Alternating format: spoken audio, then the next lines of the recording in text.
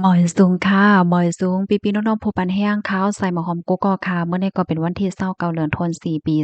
2025ในตอนรายการเฮาค่ะตอนในเดือนเนาะพี่น้องค่ะมารับถ่อมด้วยข่าวเงาเกี่ยวกับไปลองฟ้าผ่านะคะเนาะในค่ำคืนเหลียวก้วยฟ้าผ่าในเป็นลายปอกนะคะเอาเลยเสนั่นก็มีข่าวเงาอันเหลียวสนใจเที่ยงตั้งนำค่ะอ่อนตั้งเปิ้นได้ก็เฮามาถ่อมด้วยข่าวเงาโหในอ่อนตั้งในค่ะ ในก็ค่ำคืนเดียวก้อยค่ะนะพี่น้องค่ะเลยเกิดขึ้นเปิงเป็นฟ้าผ่ากว่าใน23,000แห่งปอกว่าไหนค่ะอ้อเมื่อกลางในเจ้าวันที่25เดือนธันวาคมที่4ปี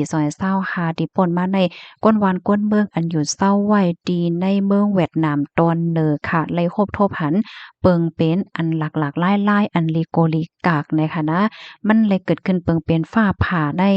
นำเลอเส23,000แห่งปอกในข้าวตั้งหลายชั่วโมงกว่าเนี่ยค่ะ ที่อันมันผ่านนั้นแต่ก็ตั้งแต่ข้าวยาม1:30กว่าต่อปอถึง5โมงเต็มจังไหนคะออจ้อมหนังฝ่ายปักดาด้วยฟิล์มฟ้าราศีเขาไล่ออกมาปืนเผาแล้วได้ก็ว่าปื้นดีอันไล่หาบพรตุ่มยอนอันไล่โฮบทบหันเปิงเป็นผ้าผ่าหลากหลายปอกกำในค่ะก็ได้เป็นดี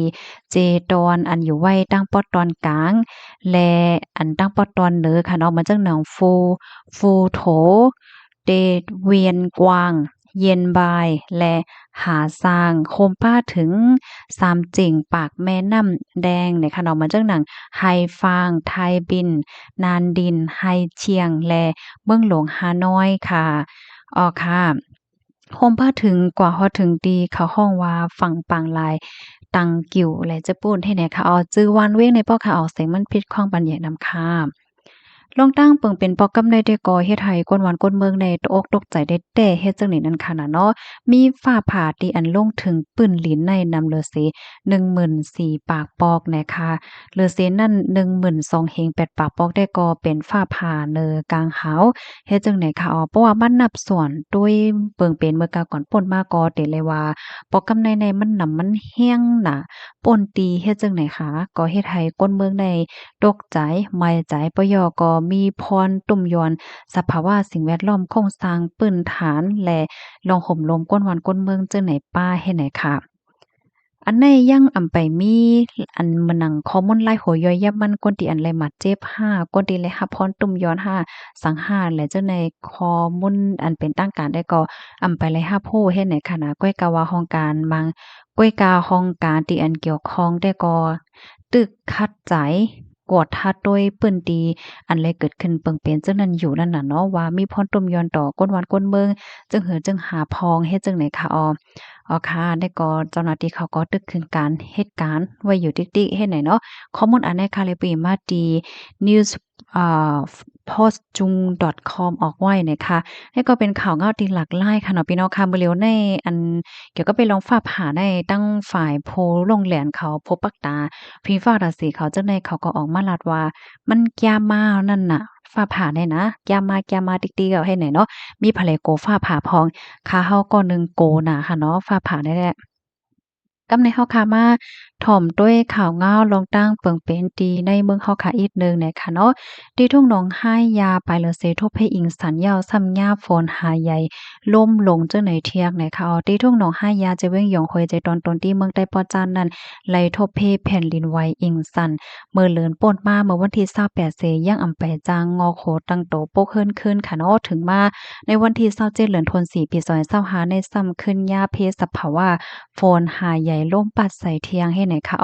ก้นในปื้นตีลาดเนว่าฝนได้ก่อแต่ตกมาเมื่อยามวัยวัน1 โมงสัมปาตังลมแห้งแหลปัดเอาสุ่มซองก้นทบเพอิงสันเขาอยู่ไว้โจกข้าวเจ้านั้นลูกกวยป้ากว่าจอมล้มโคเฮิรนโคเยเนี่ยก็ย่ำนำฝนเสียวก็ลูกกวยกว่าจังไหนก้นเปิ้นตีเทียงก็นึงก็ลาดว่าอันไรตกใจโกแหเมออิงสัน ยังไปป้อหายเนาะกำในซ้ำมายาฝนลงล่มลงเทียงเฮิรนก็ไปจังเมฆขึ้นและอยู่จอมซุ่มจอมซ่องอ่อนจังไหนก้วยซ้ำมายา จึงไหนเที่ยงมาย่าฝนล่มลงลึงใส่จึงไหนเที่ยงนั่นน่ะเนาะจุ่มก้นหนุ่มปะโอ PYO เขาเปิ้นผาไว้ว่าย้อนเพราะว่าแผ่นดินไหวอิงสันเฮาแห้งสุดในปืนเมื่อป่นมาวันที่28เดือนธันวาคมปี2025นั้นเสียวก่อนแลในช่วงหนองห้ายาในค่ะก้นเฮิรนอันอยู่ในหมู่บ้าน25วานหมอก2เสียในเลยทบเพอันรู้สิงสายใจก็มีหมอก1ปากเฮิรนเยโคงเฮนวัดเกี้ยงเจ็มเจ้าในไหลลูกไกวกว่าหมอก3เฮง3ปากหลังเจ้าในเนี่ยค่ะอ๋อค่ะในข้อมูลในคาเลปีมาดีของการข่าวเงาหาเสียงใต้ออกไว้เนาะกำในเฮาค่ะมาถ่อมด้วยเทียงค่ะในก็เป็นข่าวเงาลงเพศสภาวะก้วยหนังเก่าในข่าวได้นะ โฟนหายใหญ่ล่มแห้งหลายที่หลายตั้งที่ในเมืองใต้มีหลงลูดซุ่มหนำในเอามาวันที่27ก้วยหนังเก่าคาโฟนหายใหญ่ล่มแห้งหลายที่หลายตั้งในเมืองใต้แลวอดว่าผาเสือเฮือนเยอีกตั้งหมากเขาเตานำหมากเขาเตานำค่ะนอในไห้ในสวนจะในลู่ใหญ่ซุ่มหนำในค่ะอันสื่อวัดย่องหาเมืองเลนเต็มต่างไว้ว่าดีวานหาเมืองเลนเวงตาเหลือใจตอนตายขี้เลขเมืองใต้ปอดออกนั่น ฝนตกหายใหญ่ปาดตั้งลมแรงปาดใส่แลวัดย่องวานหาจอมเอาจอมยอดย่องแลตั้งหลังคาวัดได้ไหลลูกไกวกว่าเฮ็ดจังไหนคะย้อนเพราะว่าฝนหาใหญ่ลมแห้งในวันที่27นั้นเหี่ยวก็ตีตีวานป้อตกเจวิงเป้าอ่องป้านเมืองใต้ปอจานนั่นก็เอาหลังคาเฮิรนลูกก่อยปิวกว่าจอมล้มในวานกอล่มน่ะเนาะโซนหมากเขือส้มว่าอันเป็นผักกัดลุงว่าอันพกไว้เจ้านั่นเนี่ยก็ลูกไกวกว่าตั้งน้ำเนี่ยค่ะเลอเซนนั่นเหมาก้าค่ะเนาะจะเว้งโหโป้งใจตอนต้นตี้เนี่ยก็ย่าฝนหาใหญ่ล่มปัดดังกันตีวานนองตวยนั่นหลังเฮิรนเศร้าหลังตีวานหมอรอซ้ำหลังเฮิรน15หลังลูกไกวกว่าโซนตองเลี้ยนยาลูกไกวหมอกเศร้าเอกาเจ้าไหนในวันที่27นั้นก้อยหนังเก่าค่ะเนาะตีเว้งเมืองมิดเมืองใต้ปอดของก็ โฟนหาใหญ่มักเฮ็บโตกโหยใหญ่โหยลงเหมือนกันในค่ะเนาะโอ้โฮปองว่าฝนลงล่มลงในมันมาอยู่หลายที่หลายตั้งค่ะเนาะที่ในเมืองใต้เนี่ยค่ะข้อมูลตอนในค่ะเลยปีมาที่ห้องการข่าวเงาหางเสียงใต้เต็มตังไว้ค่ะเนาะกำในค่ะซ้ำที่อ่อนพี่น้องค่ะกว่าด้วยดีเกซีค่ะเนาะเมื่อวานเนี่ยก็ไล่หันพี่น้องเฮาค่ะไล่ป่องข่าวมาว่าดีเกซีเนี่ยค่ะเนาะอันนี้ก็ไล่เกิดขึ้นเปิงเป็นฝนลงล่มลงตกแห้งเหมือนกันน่ะค่ะเนาะ อ๋อค่ะแต่ย้อนในแค่พังอีกนึงนะคะเนี่ยก็มีเฮิรนเย่ก้นวานคะเนาะไล่ลูกก้อยกว่ามันจังหนังว่าหลังคาเฮิรนว่าเลขมุงเฮิรนว่าสองว่าจังได๋เนี่ยเนาะอันไล่กวายกว่าแล้วจังได๋ก็มีตั้งนำเฮ็ดจังได๋ค่ะเพราะว่าเฮาค้ามาด้วยมื้อเหลียวได้จังหนังว่าค่ะเนาะฝนลมว่า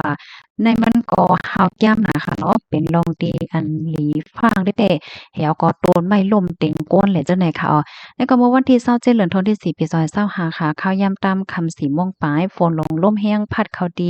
วานใหม่วานวากตรงเว้งเกซีเฮ็ดให้เฮิรนเย่ก้นวานลูกไกวตั้งนำตั้งหลายค่ะใจคำเลื่อนก้นเปิ้นตีลาดว่าฝนลงลมมาแห้งแต่ๆค่ะเฮิรนเย่ไล่กวายนำแต่อันเป็นเลขหลังคานั่นกอยหมดมียาวค่ะหัวที่เฮ็ดให้ซึมอยู่กว่าแทงยาวเฮ็ดให้เพศสภาวะปอกกำได้ได้ก็ลองรูดซุ่มหัวย้อยแต่ต่อได้ก็ไหลโคเนี่ยค่ะเนาะก้อยกะว่าตึกคึกตอนตาลงอยู่กินเศร้าแลหมอกมาคาโขก้นวานอันที่ไรพกไว้เจ้านั่นในค่ะ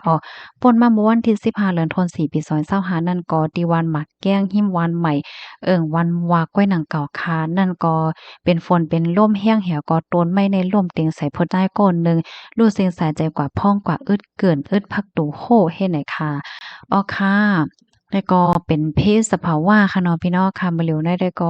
จังว่าจังหนังว่านั้นยาวค่ะเนาะยินจำพวกก็ที่รับถมปันแห้งค่ะย้อนให้อยู่หลีกินหวานและหลอดเพศกันก็กูก้นค่ะเนาะหมอยสูงค่ะย่อก็แค่ปันฟังพี่น้องค่ะฟังสติลงเพศผ้าผ่าดำๆค่ะเนาะสืบเปิ้นแพ่แช่ก่อนนำใส่กั้มในค่ะยินจบนำค่ะหมอยสูงค่ะ